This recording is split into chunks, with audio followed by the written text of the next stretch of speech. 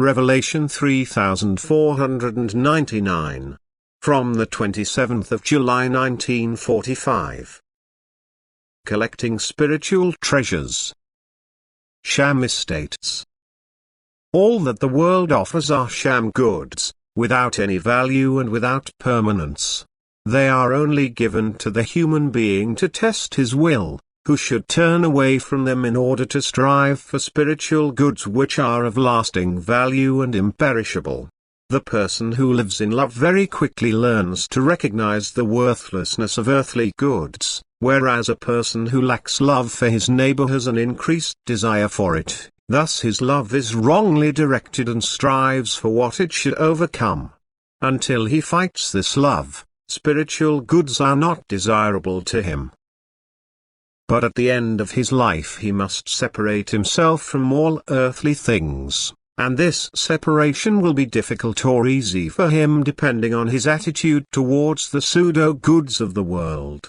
To have overcome these means an easy detachment from earth, but the human being who has lost his heart to matter, to dead goods without value and permanence, is held back to earth as if by chains.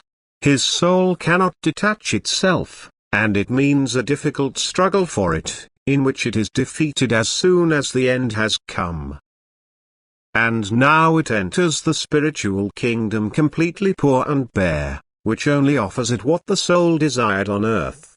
Again sham goods, no longer material but constantly oppressing it as foam formations by increasing the desire for them while the soul is denied fulfillment, so that it shall recognize the worthlessness of what it aspired to on earth. But the soul does not possess spiritual goods since it has not collected any on earth. And its fate is not very enviable.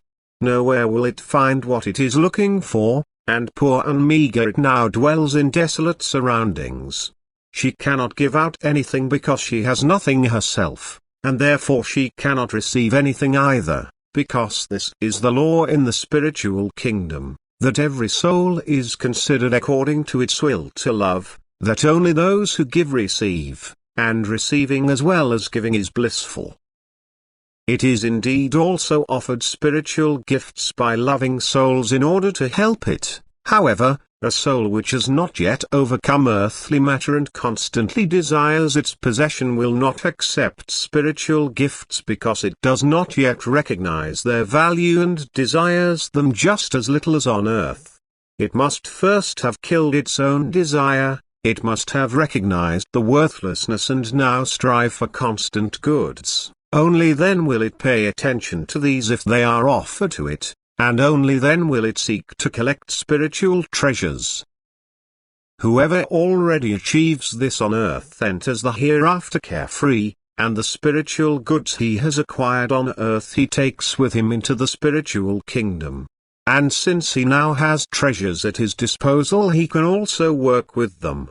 He can distribute and constantly receive new treasures for his own happiness, for love impels him to use what he possesses. He distributes and makes the souls happy who are in need but want to receive in order to be able to give again.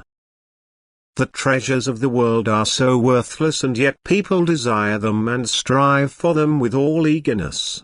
But they pay no attention to the spiritual treasures, and therefore they also fear the bodily end, because they only think of the body but not of the soul. And God comes to their aid by showing them the transience of earthly goods in order to make them think.